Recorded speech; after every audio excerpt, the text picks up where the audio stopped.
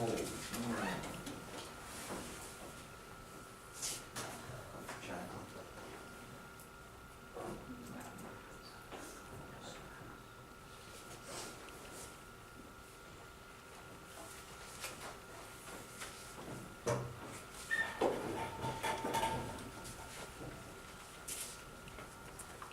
Where do I stand? Right here, okay. Okay. I did my research paper on factory farming. In my audience analysis conducted Tuesday, April 17th, I asked, do you know what factory farming is? 68% of you responded yes. The remaining 32% responded no. Factory farming affects our everyday lives whether we are aware of it or not. And I know the discussion of lifestyles can be a very touchy subject, but I've been a vegetarian for nearly 10 years now, and before you tune me out, I'm not going to try and convince you to eliminate animals from your diet. I'll save that for our persuasive speech. But with this experience, I've become much more educated about where my food comes from. When asked, what would you like to know about factory farming? The audience analysis response varied from 2 individuals wanting to know the effects on our environment, 3 individuals wanting to know the effects on our health, 3 individuals wanting to know the effects on small family farms, and the remaining 11 individuals with a desire for more knowledge in general. So today I will be covering what factory farming is, the history of factory farming, and the effects on our health. Let's begin with learning what factory farming is exactly. So for the definitions, I'm going to do them individually and then together. So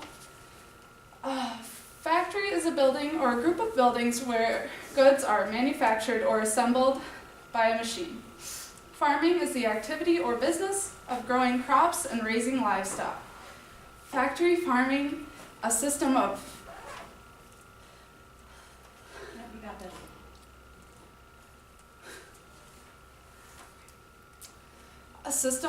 rearing livestock using intensive methods by which poultry, pigs, or cattle are confined indoors under strictly controlled conditions. Keep going.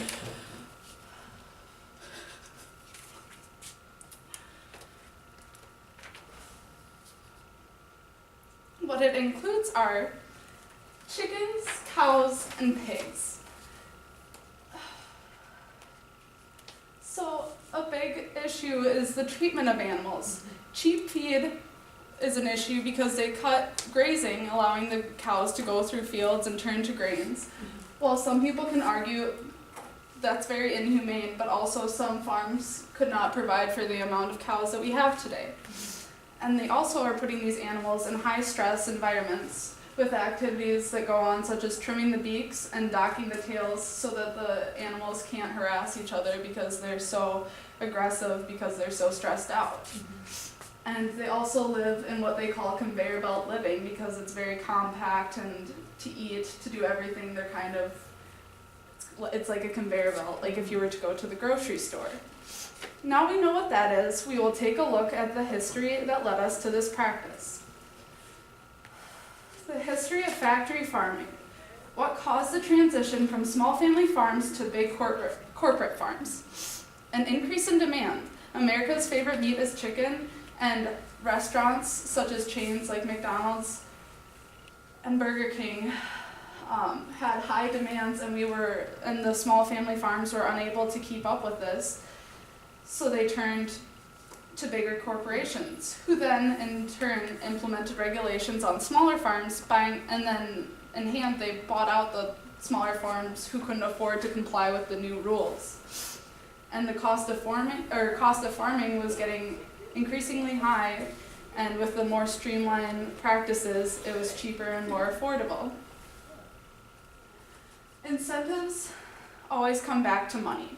More meat and minimal bones, quicker growth by using an antibiotic called, I'm probably going to butcher this, but arnomycin.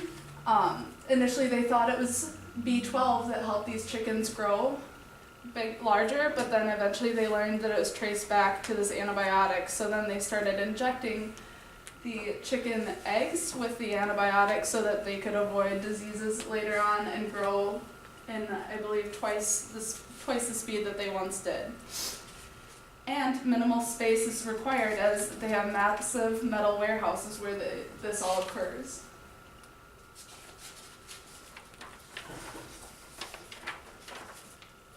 Now that we know what the practice is and the history behind it, let's take a look at its effects on our health. The environment is a big one because the environment plays a big role in our health. Deforestation, which we all know trees provide oxygen, and this will occur with factory farming and local farming because we are still going to be taking down trees either way.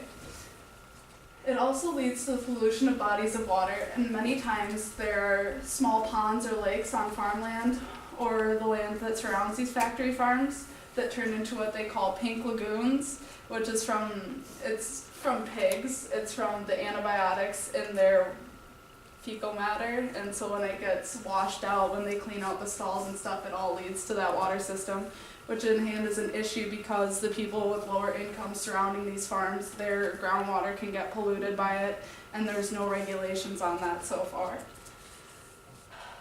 And then lastly was polluted air due to excessive methane, which is cow farts. And